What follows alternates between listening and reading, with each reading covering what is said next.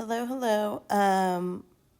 Yesterday we learned a lot of information. You learned how to classify triangles and by their sides and angles, which actually was a review from elementary school. So as we went over a lot of information yesterday, most of it you learned already. So that's why we did a lot, was because it all should have just been a review and a reminder of what you have been taught before. If something was too much, go watch it again before we get really into this unit, so that you have a good understanding and a good base for this unit. The test over triangles will be, I believe, at the end of next week. So super important that you don't move into the weekend without understanding what we're talking about. Okay, so let's go to classifying triangles and triangles inequalities. We can classify triangles by its sides and its angles. So we have separate words for these things. One of the words that we use here is sides, and according to the sides, we look at these tick marks right here.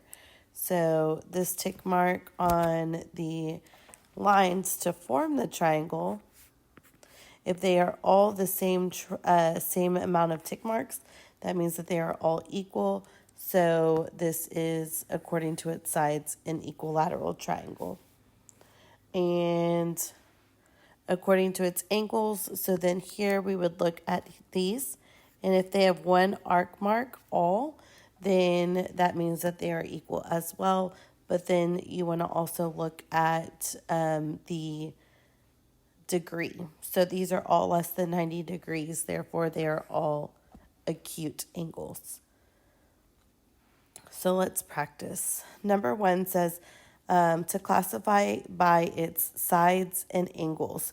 So here we see that we only have 2 tick marks, which means this one is not equal. Okay, so when we have 2 tick marks, according to our notes from yesterday, 2 sides that are equal is called an isosceles triangle.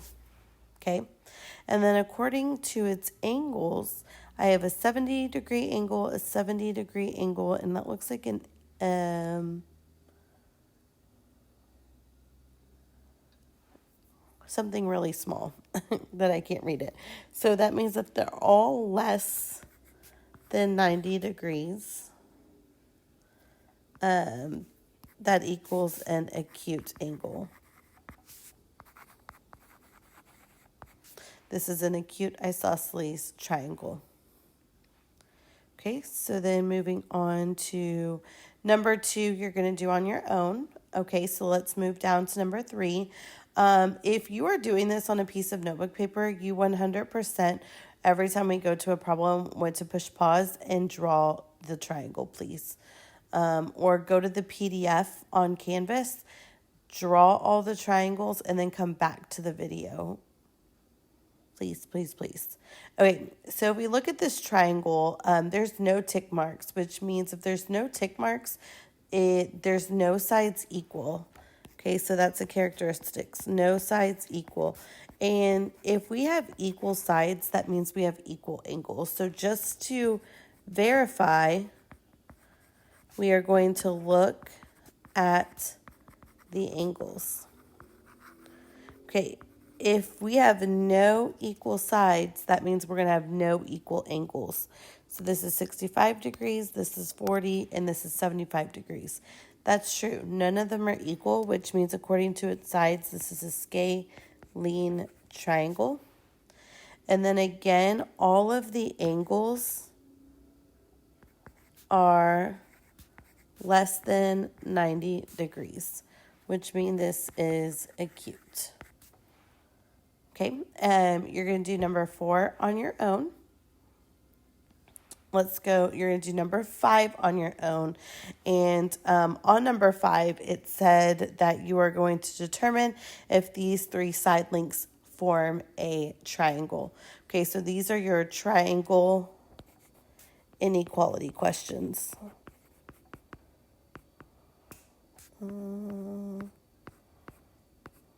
It's not letting me write that. Okay, triangle inequality questions. This is meaning that where we have our first, second, and third number, and we have to add two of them together to see if it's greater than the third number. If it's greater than the third number, then it's a triangle. So let's take our first number of 6.4 and our second number of 12.9, okay, and add them together. So here, 9 plus 4 is 13. Bring down your decimal. 6 plus 1 is 7, plus 2 is 9. 1. Okay, so here we're saying is 6.4 plus 12.9 greater than the third number, which is 14.2. We got 19.3 when adding them together. Is that greater? Yes. So if it's a yes, remember we move on, okay? So then we have 12.9 plus 14.2. 9 plus 2 is 11. Decimal down. That's 4, 5, 6, 7, and then 2.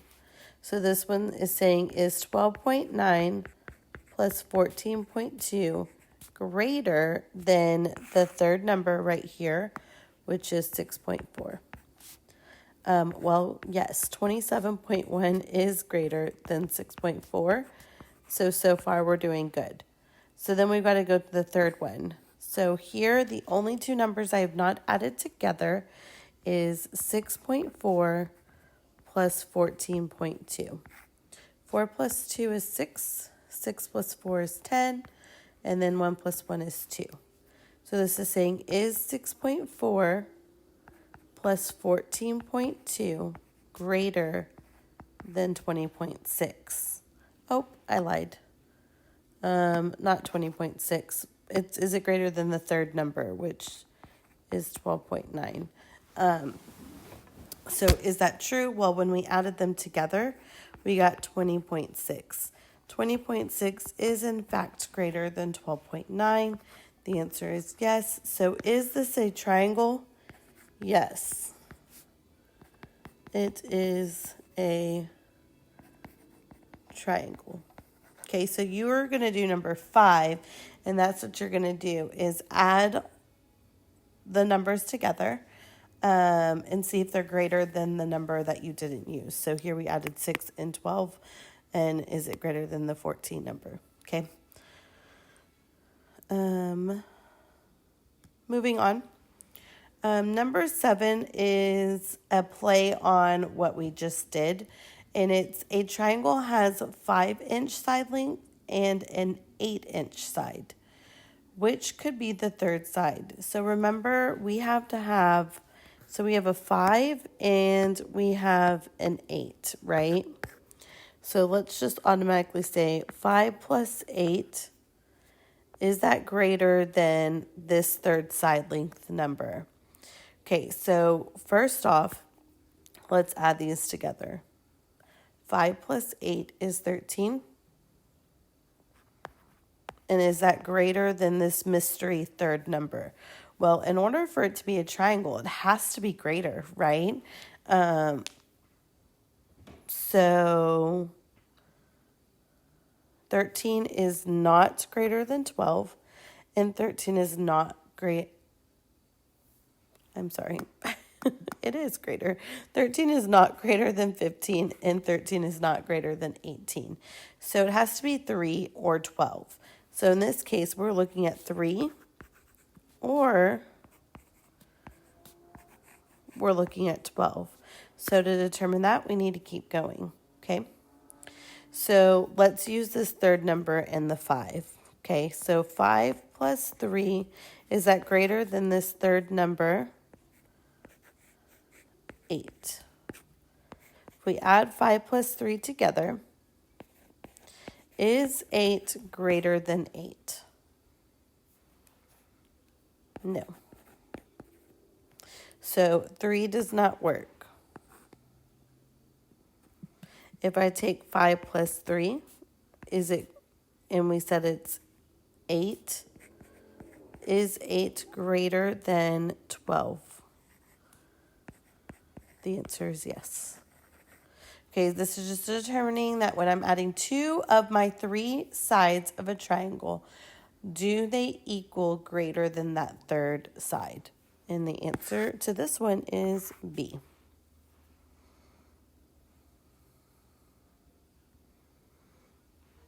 Number 8.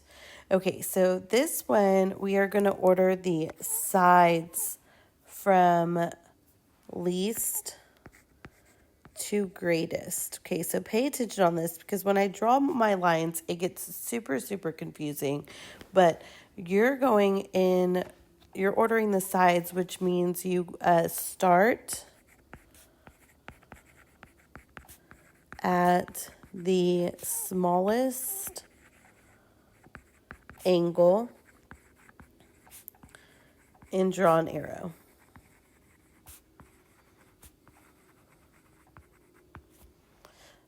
Straight across.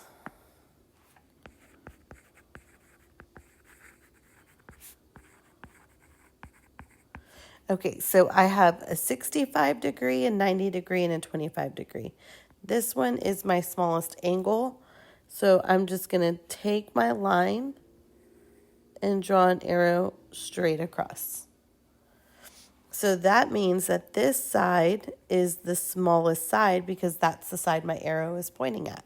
So to start, remember we draw a line. Side VW is the smallest. Okay? Then we're going to go to the next smallest. I have 65 degree and 90 degree. 65 degree is smaller than 90 degrees. So I'm going to take my arrow line, draw a line straight across, and draw my arrow. That means this line right here is my next shortest. It goes from W to X. So then my next number, or my next line, is side WX. Please remember that these lines right here mean side. Okay? So then let's go to my third line. That's 90 degrees, drawing my arrow straight across, which is right here. That's a V to the X. So my next side is VX. That's kind of sloppy. VX. And then that would be my answer. Ordering my sides from least to greatest. You use your angles. Okay. So then for number 9, it's asking us to order the angles from least to greatest. So this means I start at smallest side and draw an arrow straight across. I shouldn't have wrote on that purple. It looks hard to see. Okay, so let's start. I actually want you to press pause and kind of do what we did on number 8, but with the sides, and see if you can order these from least to greatest. And then press pause when you have finished. Okay, so you should have had this completed, but I just want to walk through it. So I said to start at the smallest side. The smallest side is 5 inches. So we're going to go from that 5 inches and we're going to draw an arrow straight across. Tiny little arrow. And that points at angle N. And don't forget the angle sign. Angle N would be the smallest. Okay. And then let's go to the next one.